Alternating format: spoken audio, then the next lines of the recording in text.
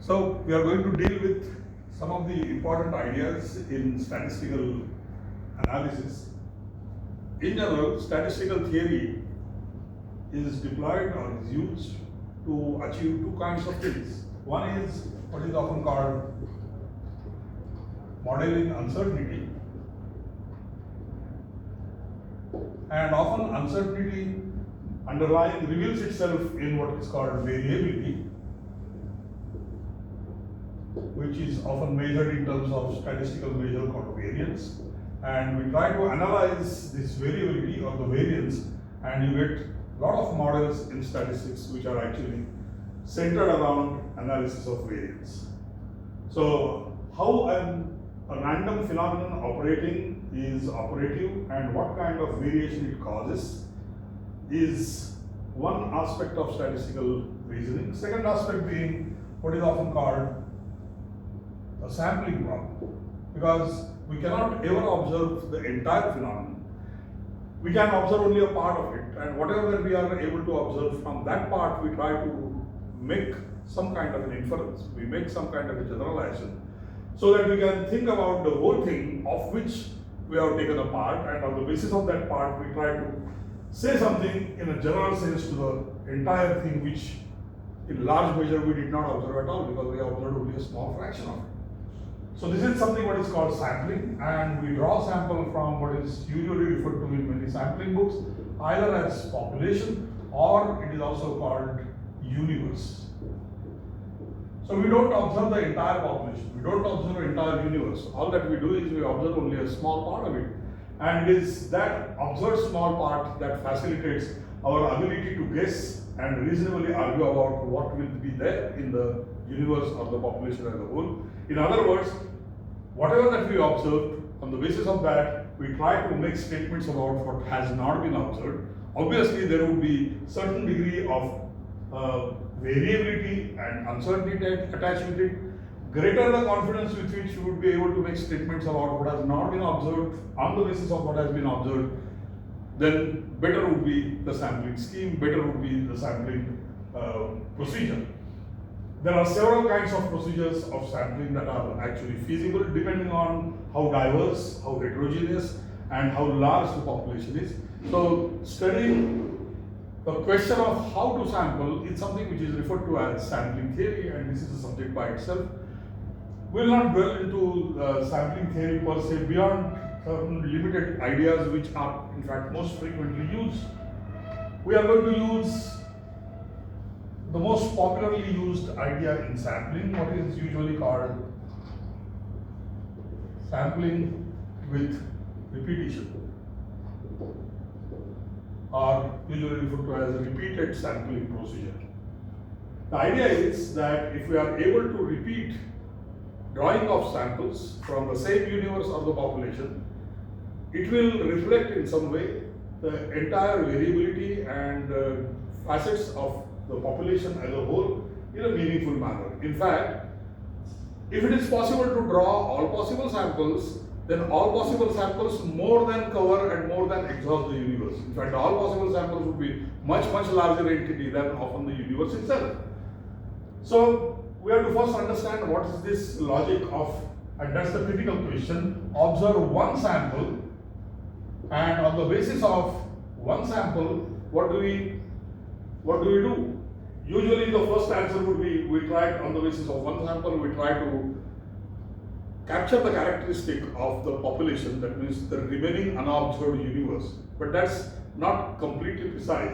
Actually, what statistical theory allows us to do is, on the basis of one sample, it gives us a basis of imagining about what other samples are likely to throw up. Because there is no one unique sample, there are several possible samples. We observe only one of them, and what we try to do is, we try to guess about what is the kind of range of possible values or possible outcomes we are likely to get in other samples which could have been drawn but not actually drawn. Since all these other samples taken together more than exhaust the population, if we are able to make a reasonable guess about what other samples are likely to throw up on the basis of one sample, then we would be able to in fact reasonably argue about the universe on the basis of one sample. So that's the critical state that we should understand, so that the sampling with repetition is a procedure by which we try to guess what other samples are likely to come about. But when we say other samples saying something, what is the first sample saying? And that is something which is usually in form of whatever data that we get, whatever observations that we get in the sample. On the basis of these observations and data, we process that data. On the basis of that data, we construct something numerically and then sometimes also qualitatively, and we say that it is this character which we have been able to observe in one sample. We are going to get a similar kind of a character in the remaining sample. In doing so, what is the kind of a confidence, what is the kind of assurance that we have that what we constructed out of this data would be able to represent something that we did not observe either? The most frequently used measure for this purpose is something what we call the measure of central tendency.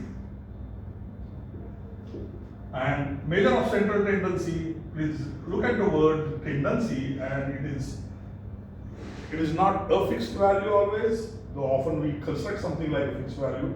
There is a tendency, that means there is a tendency to move and be around that measure. That's why we call it measure of central tendency.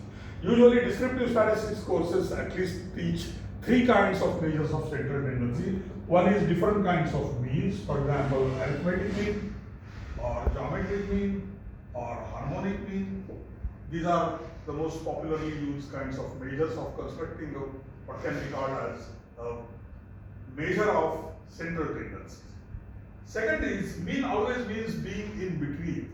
That means there are extremities and something, extremities are often considered to be relatively less in occurrence. So something which is more frequently occurring must be captured here. In fact, there are certain measures of central tendency which are in fact primarily frequency based.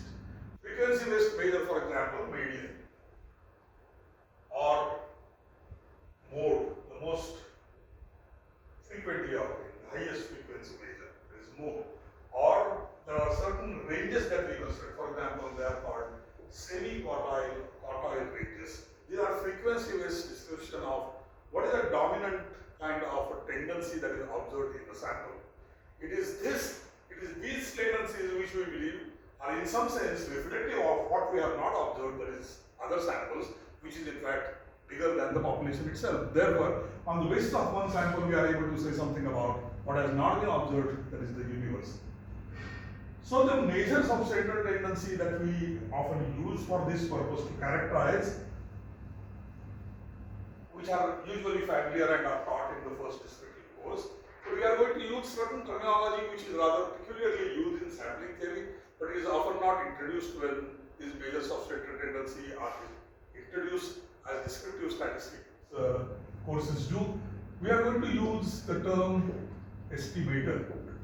Now, what is an estimator? The estimator is a way in which a formula is going to process the data. So estimator is in the root sense is primarily a formula. For example, let's take arithmetic mean.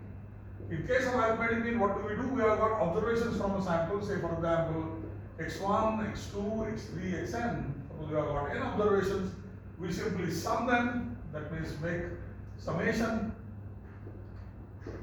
That means we simply add first observation plus second observation and so on till the n. That means this I subscript goes from 1 to n. And what do we do with this?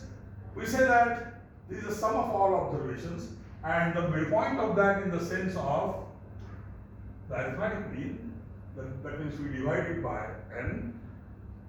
Implicit meaning of this is that each of them is equally likely. What is the likelihood of observing a particular value?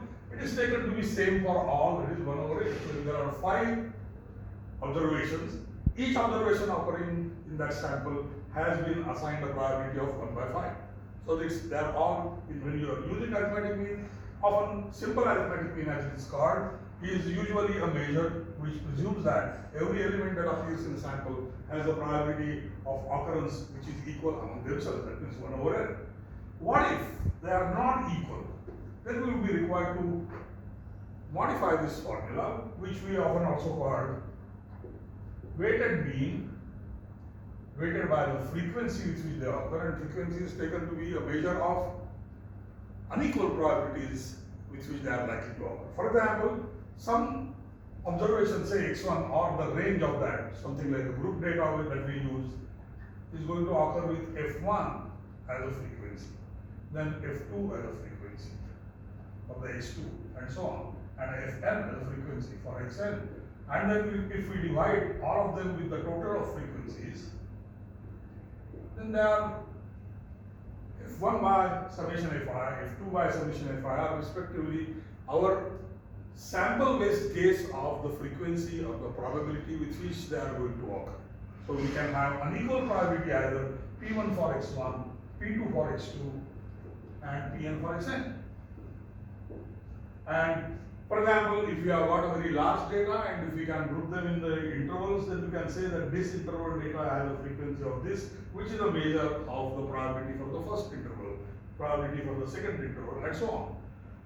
Generally, we can also look at these as a fraction, and you can see that all of these will add up to 1 because f1 plus f2 plus f3 will be equal to this. So if we call them, and this is the notation which is often used in many sampling tests, we can call them to be weights instead of calling them to be probability. Just as the probabilities are adding up to 1, we can also think of weights, that means the number with which you multiply a given observation or a given mass, and therefore we can call it to be W1 from x1, W2 to x2, and Wn to xn.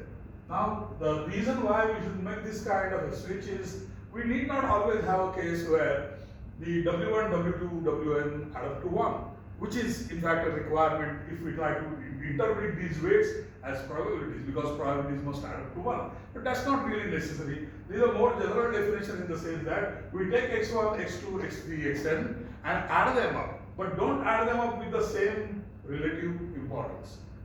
What do you mean by that? The share or the relative importance attached to this, to this, to this need not be equal. If it is equal, then it is something like simple arithmetic. Else, I can have a weight system or a weighting diagram, as is often called, such that weight add up to some number, some arbitrary number. For example, in this case, it's add up to 1. I can think of some weights which will be added, they add up to 0. In fact, we will see that in OLS we precisely operate with these kinds of weighting diagram where summation of Wi adds up to 0 and not necessarily to 1. But there is one important element of this in either of these formulas that we can observe. All that we are doing is we are taking the sample values and simply adding them up. So what is the operation involved? Addition. Then we are also multiplying with some number. It may be the relative frequency, it may be the probability, it may be some arbitrary numbers which you can multiply each of them, which add up to something or which may not have such kind of a rule. Then it is what is called summing them up with multiplication. That means take xi and multiply it by some number, and such resultant multiplication with some arbitrary chosen number is simply added up. So the nature of transformation that we are making in this case is in fact linear in nature. So either of these formulas, whichever kinds of weights that you are using, it may be equal weights in simple arithmetic unit, it may be frequency based weights, it may be some extraneous source of information from which the probability of observing each of them are known, then they are probability weights, or any generalized arbitrary weights. The effective transformation of the data that we are making is each of them would be multiplied, either blown up if it is greater than 1 or shrunk if it is less than 1, and then add them up. So adding up is a transformation of a data which is linear in character. Now, the reason why it is called linear in character is, in fact, the line is always represented by a function like this, a formula like this. What is it saying? Take x multiplied by some fixed number and add to it some fixed number. When we transform this and plot all such x for given chosen a and b fixed, the resultant graph that we get happens to be a straight line. Hence, this kind of transformation is called a linear transformation. So what we are using in all of these formulas are therefore also called the linear transformation of the data. So the formula that we are using may be of any one of them are the formulas which are linear in character. They are linear combination of sample values that we have got. These linear combinations is something which is the basis of defining either simple or weighted mean, weighted arithmetic mean. One can also probably apply this other means, but we will use that subsequently. For example, if we are taking geometric mean, then it is usually x1 into x2 into xn. So it is a product. Evidently, being a product, it is not a linear function. But now if I take this and transform it as log of x1, log of x2, log of xn, again of course there will be a restriction that x1 must have a value which is greater than 0, so the log is meaningfully defined. But now this is linear in nature. And again, just as I have applied arbitrary weights, that means the numbers with which I am going to multiply each of these numbers that have appeared in the sample, I can do it with this either. I can apply either the same weight or I can apply differential weight. If I keep on doing that, then probably, for example, I can say this is raised to w1, this is raised to w2, this is raised to wn, such that summation of wi equals 1. If I do that, then the linear transformation of these original formula of weighted geometric mean would be something like w1 into log of x1 plus w2 into log of x2 and so on to wn into log of xn. So something which to begin with is evidently non-linear. If you plot this, it is going to have in fact not a straight line but a non-straight line, that means a curve. So it is non-linear in nature, but we have made a transformation which is a log transformation which makes it, which renders it into linear. And again the idea of linear combination of this type is extendable either with equal weights or with the unequal weights. Usually in descriptive courses, this version where the implicitly equal weights are used is introduced. But if you consider this kind of a version, this is something which is pretty akin to what many times the economic students would be familiar with. It is something like what we call Cobb-Douglas function. Because in Cobb-Douglas function, this is precisely what we do. We choose L, raise it to alpha, we choose K, raise it to beta, and add this up and call this to be the way in which L and K are transformed into output. So this is pretty akin to, geometric mean is pretty akin to, in fact, the other way around. It is the Cobb-Douglas type of production function are the versions of the geometric mean. So, but again, we can do this that alpha times log of L plus beta times log of K, and that's the way in which we most of the time deal with the production function. Similarly, we will be doing it here either. So, something which to begin with is a non-linear transformation, still it could be rendered linear by appropriate transformation, and consequently, we would be able to come up with something that can be called as a linear function. We can call it to be a linear formula. That means the formula which has got linearity as its property, and therefore it is a formula which is linear in its qualities. It is the characteristic of formula that the nature of transformation which the formula is using or suggesting is linear in nature. That means it is not the power or index is everywhere 1 and they are being simply added by some arbitrary number which is nothing but the scaling up. That means making it either stretched or making it compressed, but there is no non-linearity which is involved in these functions. So it is the formula which is linear. That means the term that we are using is, in this case, is called the estimator, and where the transformation of a data takes place, where the transformation has these characteristics of being a linear transformation, will therefore be called linear estimator. So linearity is a property of the estimator in all of these cases. Same also true for harmonic mean and so on. But whenever you are given a formula, ask it a question: is this formula using or transforming data such that the nature of transformation which is implied by that formula, is it linear in character or is it non-linear in character? For example, we can take data and take the square root. It will be non-linear in character. We take each observation and square it. It will be non-linear in character. We take the cube root, x1 raised to 1/3. It will be non-linear in character. So we are using sample data, and sample data points of the observations are getting transformed in a manner which has linearity as a property. So it is the estimator which is linear.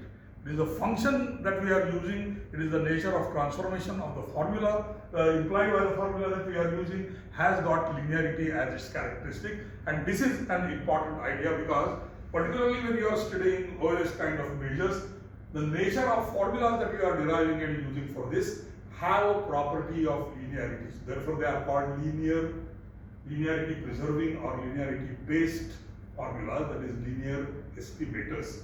So this is one idea that keeps on frequently coming up if you are using regression text of any type. For example, there are many good regression texts, and instead of basic economic text, I will also advise students of economics to in fact consider the books which deal with the regression model more generally. There are several. For example, there is a book by Draper and Smith on applied regression analysis. There are several books. There is another book by regression analysis by Montgomery and so on.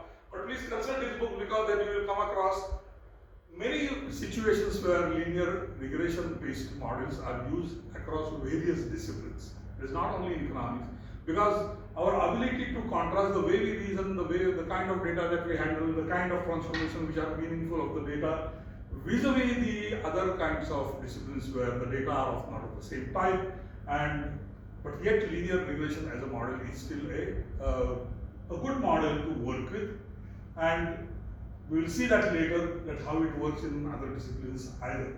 But please consult not only economic text, but in fact better use this text such as applied regression analysis text. I would recommend Draper and Smith. This is one of the very comprehensive kind of a text, and you will notice that all that we learn really as econometrics is primarily applying regression models to the economic data, nothing more. So now let us go to the problem of sampling. Now, what's the problem of sampling? As I already indicated, there is something that we can call as the universe, or also called population. And it is a fraction of population that we are going to observe. Why? First and foremost is we won't have that much amount of resources, time-wise, money-wise, that we can observe anything and everything. Sometimes it's not sensible to observe anything and everything, because that would be in fact a disastrous proposition. For example, if you are producing light bulbs and you want to find out what is the average life of light bulb, and if you are going to test entire part of your production, then the testing will exhaust the entire production. There would be nothing left for sale. So it is actually sensible that given the condition that they have been produced with the same technology, same kind of parameters, we should be able to guess about what is the average life for which the light is likely to survive, and make a declaration or make a commitment that on the average the bulb produced by our factory is going to survive for so many number of hours or so many number of days and so on. So it is not always sensible to observe everything. It is expensive, and in many cases it is not only difficult but also not very sensible. So we are going to observe only a part of the population. Now the question is, when we are going to select from the population, how are we going to select? And that is something which is the first question that we have to observe, that you are required to solve. First is what is called size of a sample. How much fraction we are going to observe. This is one problem. Second is, the population may not be necessarily highly homogeneous. That means either we are going to deal with what can be called as homogeneous population, or on the basis of some characteristic or one or more characteristic, it is a very heterogeneous population. Then we have to also account for the relative heterogeneity or homogeneity of the universe that we are observing and from which we are taking samples. For example, if you are aware that spending behavior and spending pattern or saving pattern of the urban households and rural households is not same, then it is not sensible to in fact give them equal chance to urban and rural and generalize one to the other, because we know that they are inherently different. These are the kinds of questions which have to be addressed before you take a sample. That means your sample design is going to also think about which kind of variables on which you are going to collect data, and the nature of variability which pertains to those characteristics that we are going to observe in the sample. And if that variability is higher in certain segments or a part, technically this is often called strata, then we should ask a question, should we have equal number of observations of the samples drawn from the heterogeneous, or we should have relatively more from one segment and relatively less from the other segment, and so on. So this is another kind of a thing. The reason I am mentioning the nature of concerns that one must address when we are looking at the manner in which the design of a sample is conceived, conceptualized and executed is that we must ask the question, what kind of a data on which kind of a characteristic are we observing, and is that those characteristics relatively uniformly available across the population? Hence they would be in the similar manner with equal probability included in sample, or with unequal probability included in sample. And that's the question of relative heterogeneity or the homogeneity or the nature of variables and the characteristics of those variables that we want to capture in our statistical analysis. So these are the two major questions. The reason why I have mentioned about this is, in many cases, in many situations, particularly in social sciences, the samples, the data that are used does not come from a sample designed with a certain purpose in mind. A sample is somehow being taken, the data are somehow are available, and we are required to use that data.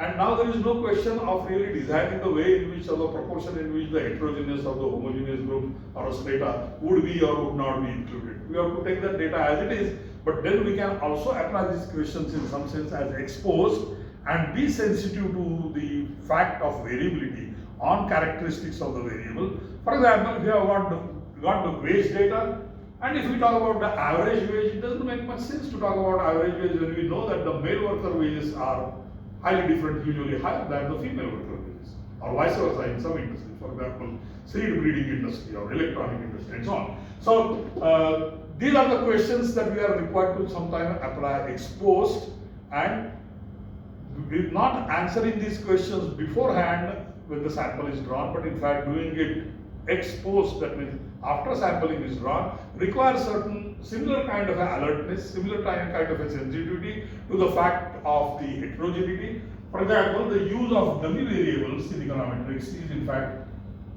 primarily to address this question of whether the sample which is being taken is taken from a relatively homogeneous or a heterogeneous kind of a universe. So first question is size, other question is the nature of characteristic and the composition of the population as a whole with respect to certain chosen characteristic of your interest. Is there a greater degree of homogeneity or heterogeneity? There are several other features either and defining sample size subject to resource constraint and so on and so forth is something which is typically elaborately dealt with in sampling theory treatises of the books. There is also another thing which we should be usually aware of. There is something, there are often data which are available in clusters. For example, when I am studying the student population in a given city, it is better to in fact choose a school and then make a choice, having made a choice of school, then go to the classroom of a certain age interval or certain grade interval. That is something which the things happen in a cluster. So you choose a cluster called school. Within a school there is another cluster called a class of, say for example, 5th grade, and then you take a sample from them. So how to choose is a problem of sample design, and there are several considerations. And therefore correspondingly there are several kinds of designs which you will be able to learn about only in a sampling text proper. For example, there is a great popular book called Sampling Techniques by William Cochran. There are several, you can use any one of them. There is also another equally popular textbook at one time by Sukhatme, and I suppose also Panse. They are great sampling texts. If you read them, then you will start enjoying what really it means to do statistical modeling, because most of the time the modeling that we do is based on sampling, and the sampling characteristics, sampling design matters a lot, and that is often going to influence the kind of inference that you are going to make on the basis of sample data that you have also. Okay, so now let us go to one essential technical part of drawing sample. There are going to the scheme, and here I will look at an example. Suppose let us start with a very small universe. Suppose the universe consists of only 6 elements. Suppose this is 6 households in a remote village in some hilly area, and it's not very unlikely that you would be able to find a village with 6 households. So these are the 6 households, A, B, C, D, and this is my universe, and I'm supposed to choose a sample from them. What do you mean by choosing a sample? As I have indicated, first we have to think of a size. Suppose they are located on 6 different hills in a given area, then reaching each of them is difficult, and therefore you would not be willing to spend that much amount of time to reach and visit everyone, though it's apparently a very small universe, and therefore you decide to visit only few of them. What do you mean by few? Because that's what is precisely the question of size. So a few would mean 2, few would mean 1, few would mean 3, 4, 5. If I do 6, then in fact I am taking the census and not, because I am covering the entire population. So I can choose some of them, and how much is a question of size. So let us think of simple ideas, and out of 6 I am going to choose only 2. If that is the case, then just think in how many ways you are going to choose 2 households from 6 households in the entire universe. And here we are required to make some choice. What is that choice? And that choice is usually referred to in sampling design as simple random sampling with replacement. What do we mean by that? Suppose I label all these letters on a chit, put that chit in a box, I randomly draw one, observe it is A, then I list first element, sample size is 2. And I can choose the first element. What do I do with this chit that I have drawn? What do I do with this letter that I have received? Should I put it back in the box? Or should I keep it aside? If I keep it aside, in the next round of drawing it, I will have 5 elements left, namely B to F. And I am going to choose 1 from 5. Here I chose 1 from 6. So the size from which I am drawing is going to change, and therefore to that extent the probability of something getting selected or not selected is going to be affected. Suppose if I put it back, then it is called with replacement. So again, next time I put my hand and pick up, there is a possibility that again A comes up, so I can get sample like this, A. Similarly, it can happen with B, C.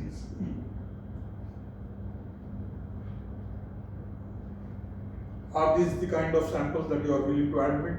They are going to appear more than once. Sometimes it is sensible, sometimes it is not so sensible. Therefore, this is the significance of what is meant by with replacement. If it is without replacement, we will come to that formula later. There is one more question that we must also think of. Suppose I am drawing a sample of size 2, I make the first draw, I get B, and I make the second draw, I get A.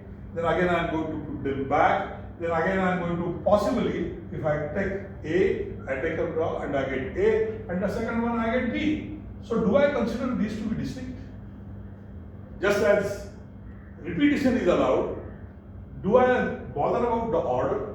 That means, do I consider that BA is as if different from AB? If not, then even this will not be permissible. When both of these things are not permitted, that means the order is to be disregarded and the repetition is not allowed. What is in fact technically called sampling without replacement. Simple random sampling without post-stats or without replacement. And in fact, let's not go into the details of this. If you have learned a course in permutation or combination, you will notice that instead of permutation where the same thing appearing is allowed, where the order is not really distinguished, taken to be as if they are different, then the formula for getting, that means choosing 2 out of 6, it's 6C2, which is the combinatorics formula, and generally it is NC2, that means out of the n element. In fact, sampling theories will typically use this as a notation.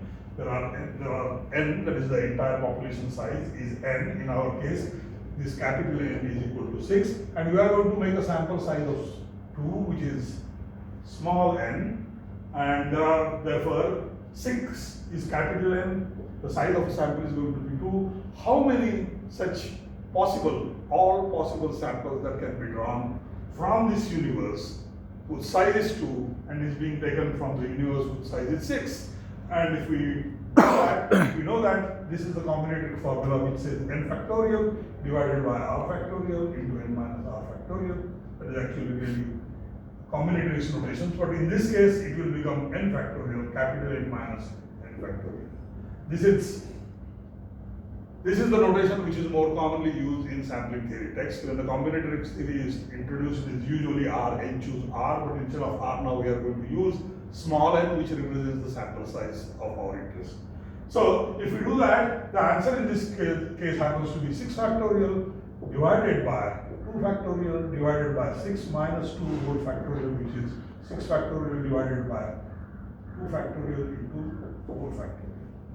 If that's the case, then the evaluation of this would result into 6 factorial means 1 into 2 into 3 into 4 into 5 into 6, whole thing divided by 2 factorial, which is 1 into 2, and 6 minus 2 is 4 factorial, which is 1 into 2 into 3 into 4, evidently is cancel out. 1 into 2 is 2, 5 into 6 are the only thing that remain in the numerator. So 30 divided by 2, that is 15. There are 15 possible samples. On what basis? On what can be called as simple random sampling without replacement. So let's list all possible samples. Not very difficult to really list all of them because the relatively numbers are smaller, but that will give you a flavor of how the all possible samples as a number starts going up. It explodes and goes up very fast as the size of n on both n start rising. So let us list out what are the all possible samples. How many of them? By a combinatoric formula, that means with simple random sample without replacement, it is 15. So what are the total possible samples? Let us list them. It can include A and together with that B, or AC, or AD, or AE, or AF. Okay? Because AA is not allowed, and we have taken this scheme, which means BA is same thing as AB, so we are not going to count them as being distinct.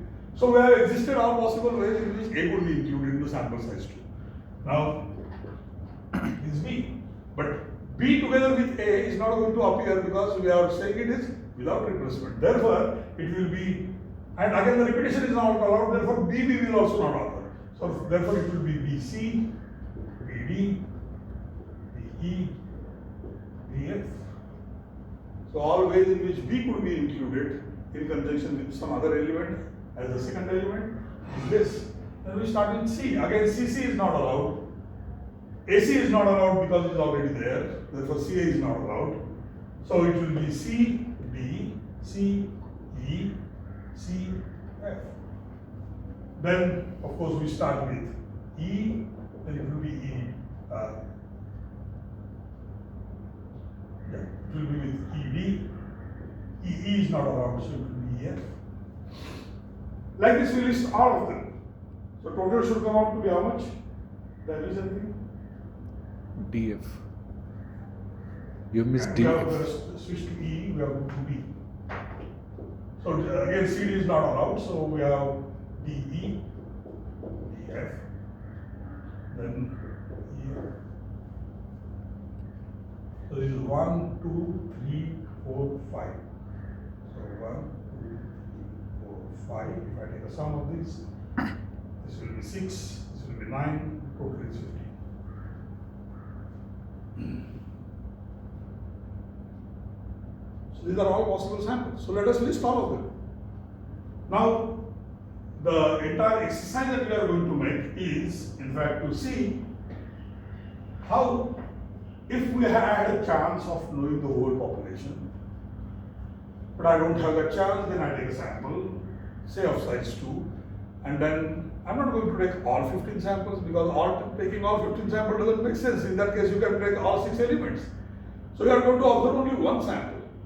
And on the basis of one sample, that is out of possible 15 samples, I'm going to make only one sample, and I should be able to, in fact, reasonably guess about what it would be thrown up as the characteristic of whatever type that I observed with the formula with the remaining 14 samples. If I can make a statement about those remaining 14 samples with certain reasonable precision, then I have ground to say that I can make this statement about the population. That's the primary claim in statistical. That's what makes the sampling theory so useful, because it gives us a clue of reasoning about, guessing about all other possible samples which could have been drawn but not actually drawn. And because I have able to make a statement about all such samples, I have ability to make a statement, meaningful statement about the entire population, because all possible samples taken together more than exhaust or cover the population. That's the primary building block of sampling theory, and that's the exercise that we are in fact going to use by taking sample values of its 6 households. Should we stop?